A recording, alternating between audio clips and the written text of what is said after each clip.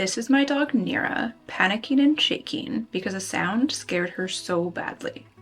So what was this scary sound? We got a new fridge and I didn't realize that it beeps if the door is left open for too long. Neirah has always been particularly sensitive with any beeping noise, so I've had to condition her with almost every beep in our house. In this video, I'm going to show you the exact sound conditioning process that I use to get her over her fear. This method is also helpful for other noises that your dog may be fearful of, such as thunder, fireworks, or more. Let's jump in.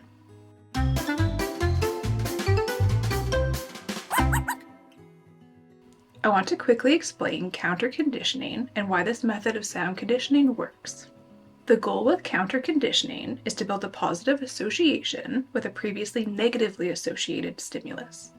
For example, I'm scared of spiders. However, if $100 fell from the sky every time I spotted a spider, eventually I would be pretty happy to see a spider, even though that's not how I currently feel. Die! However, if we don't carefully control that stimulus at a level that I can handle and progress at my pace, the positive association building would never work. If you simply threw $100 at me every time a spider made me scream or bit me, it wouldn't decrease my fear. If we instead started at a very low intensity and gradually progress at a pace that I can handle, we call this desensitization. In this video, the beeping sound is the negative stimulus that scares my dog. Systematic desensitization involves repeated, gradual exposure to that beeping sound, while counter-conditioning involves pairing that beep with something Neirah desires. Ultimately, we're altering her emotional response to that beep. Obviously, my dog does not feel safe about that sound right now. If I just gave her treats while we stood at the fridge with the door open, that's not going to help her build positive associations. She's way too over threshold for the food to be motivating. So we need to decrease the intensity to something that keeps her under threshold before we try to build positive associations. How do we do that? There are 3 levers that we can usually manipulate during sound conditioning: loudness, duration, and pairing. Since my dog is scared of a very particular noise, I put Neirah in the yard and I stood at the fridge with my phone to record a video of that beeping sound. If your dog is scared of something more variable, like thunder, I would just use sound clips on YouTube. My fridge takes a minute before it beeps, so I also trimmed that silent portion off of the video for training. To build positive associations during dog training, I use treats. You can just hand them to your dog, but I find it much more effective to use a pre-filled snuffle mat. There is some research that shows that sniffing helps dogs relax and lowers their heart rate. The mat also gives the dog a task to do during training, and it does make the treats last a little bit longer. I recommend this snuffle mat to everybody that I work with because it's affordable, thick, and best of all, machine washable. I'll link it in the video description if you want to check it out. The first step is to create a more neutral stimulus. To start training at a level that's more manageable for Neirah, I decreased the volume on my phone to the absolute lowest level.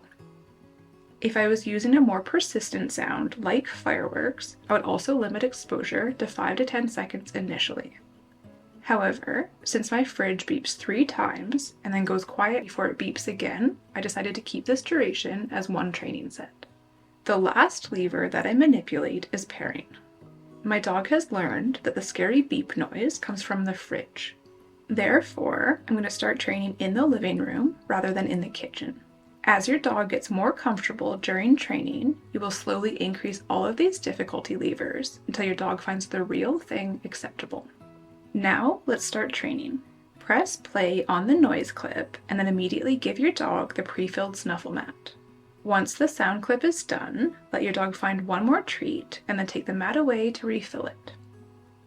I like to do about 5 total repetitions per session and then do 1 or 2 sessions per day. Consistency will take you really far with this, so try not to wait too long in between sessions. As you increase the difficulty, it's really important to progress at a level that doesn't cause your dog a lot of stress.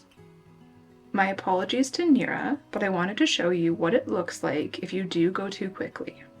Here I increased the volume a few levels and she stopped eating. This is often the first sign that you progress too quickly. I increased the sound a tiny bit more and she was actually scared enough that she just walked away from the treats entirely. You will never build positive associations if your dog is this uncomfortable during conditioning. If you haven't heard of or you don't fully understand the term dog threshold, I strongly encourage you to watch this video next. I will link it again at the end of this video and in the video description. Understanding threshold will dramatically improve all of your dog training, so it is an important concept for you to understand. One other thing that I want to point out is that after I scared Neirah, she was really hesitant to try again, even though I went back down to the lowest volume. Neirah's telltale sign of stress is a tucked tail, and she will often do that before she even stops eating. Therefore, we stopped the session for the day, and I tried again at a level that she could handle the next day in a much different room. I didn't film every training session with her, but we did 2 sessions a day for 4 days before moving back to the living room and playing the sound clip slightly louder than real-world volume.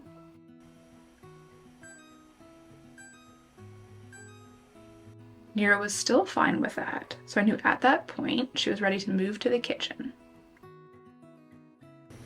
Good job, Mimi. Good girl.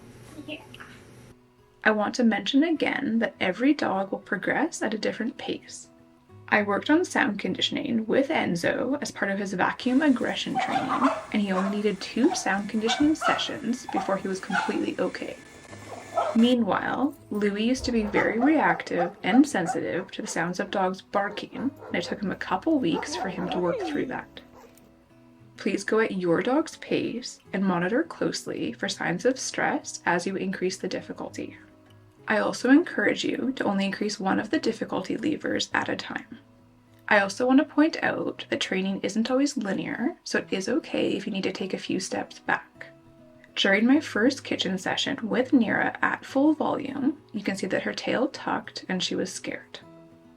Rather than just trying again at that same full volume, I decreased the volume to about 50% and I slowly worked up to normal again. Neirah would also flinch slightly when I opened the fridge, so I also did a few rounds of marking and rewarding her for watching me open the fridge and staying calm. Next, we tried the real thing. Neirah again got quite stressed, so I moved the mat further away from the fridge, and then I slowly worked closer again until she didn't seem fazed at all by the fridge beeps when she was right next to them. The next day, I repeated this for a few more successful sessions.